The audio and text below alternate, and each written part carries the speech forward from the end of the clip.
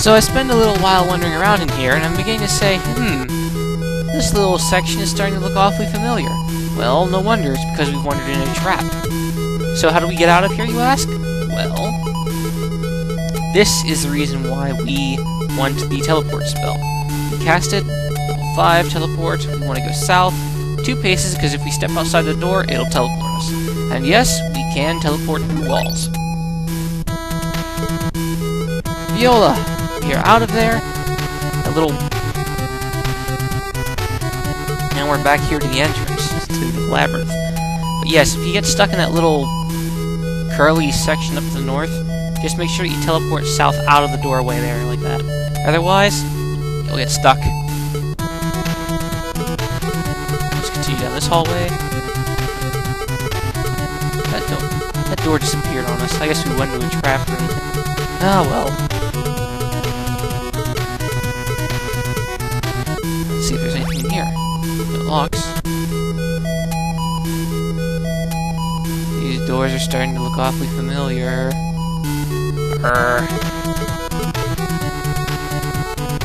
Ah, nuts. It's probably teleported us back up north. No, over here. We've never been here before. Hey! And where are we now? We're down here. Alright, let's keep on going.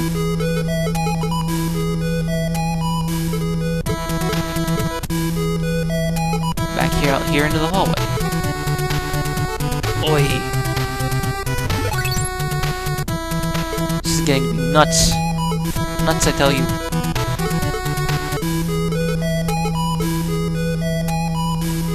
Fortunately, we brought along our light source and our own little auto map, so we know where we're going. Now, if you try going into this dungeon whenever you're doing Might and Magic 1, without some severe casting of the locate spell, you are going to get so lost that it's not funny. This is the reason why you should be thankful for playing the NES version, because you don't need to do all this crazy butt mapping. Here, I'll show you what I mean. I'll try dispelling phantoms. No effect. Oh, wow. I guess... Well, it didn't affect BAMs, but it affected the lights. Huh. Strange. Well, as long as something dies, I'm happy.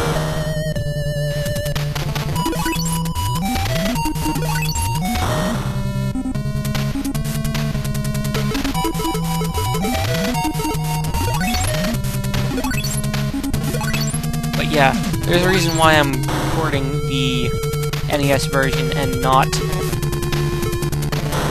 PC version. Because meanwhile, the computer version is nice, it has more options for communicating and such, between your targets and everything. That's true, it does have that. However, it also has problems with auto-mapping.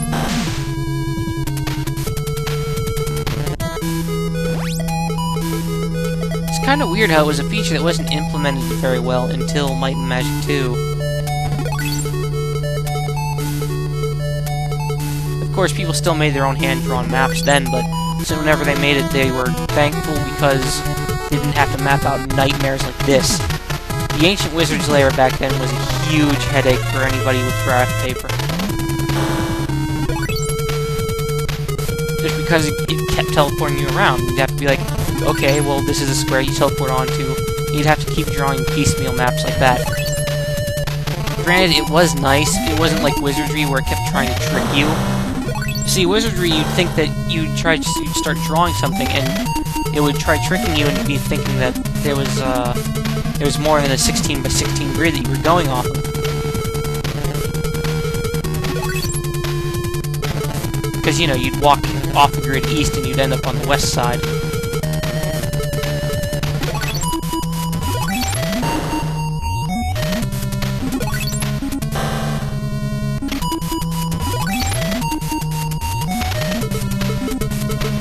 Bolt.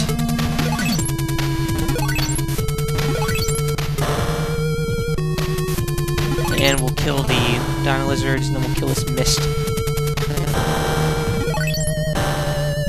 Right now, we're pretty much just trying to find our way around the wizard maze. It's supposed to be a lair, not a maze, but... well, it decided to go crazy on us and turn into a maze halfway through. And remember to keep casting create food. As you might see, my party went from 10 food to 20 food. Because our cleric generously helped us out there. Yikes.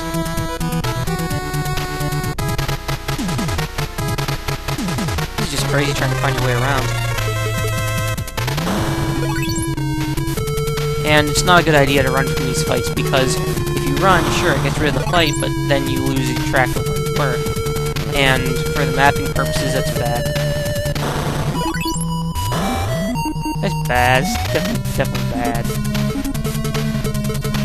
Fireball ourselves some mages.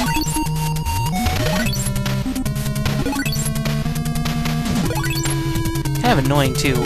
You get like a 10d6 damage, because you know it's 1 to 6 damage added on for every level that your characters have, and yet it still only does 11 damage.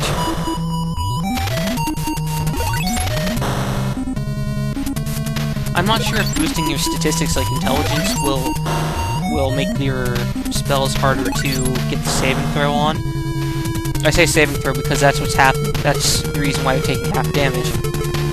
Everybody that gets pelted by a fireball has to make a saving throw, and they either take half damage or full damage. Well, I have a hard time getting them to take full damage. Uh-oh. They got some reflect spell going on.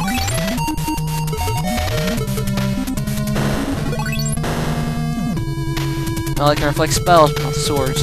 Haha.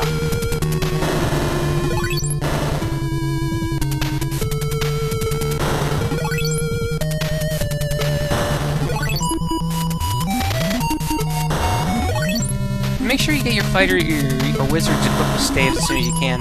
It's something I want to reiterate here, because no matter where you are, or what your party setup's like, you're always going to run into some melee combat sooner or later. They might be in the back and everything, they'll be less likely to get hit, but eventually they will close into melee combat, which is something I like a lot more in the Wizardry series. Because in Wizardry, if you're in the back, you're safe. You don't have to worry about anything except for back-reaching spells.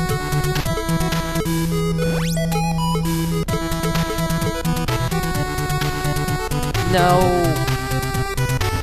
Oi! This is an easy place to get lost inside of.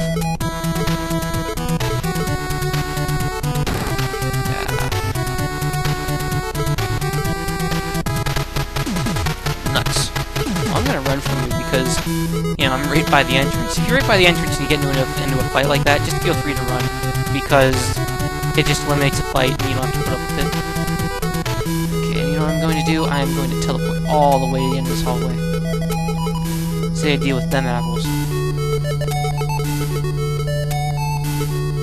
7 steps west. VoIP! Whoa. I've gone a little too far ahead than I wanted to, but...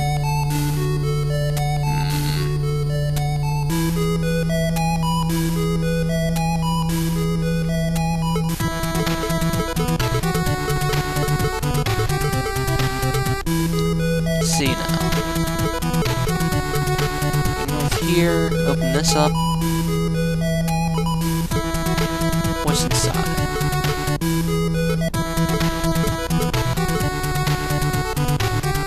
Darn it. This place is just a huge maze like that. And fitting, you find minotaurs inside a maze. As long as we don't see any Grey Minotaur, I'll be perfectly happy. Stupid Grey Minotaur. Yeah. We will get our revenge. Oh yes. It shall be sweet, and it shall be soon.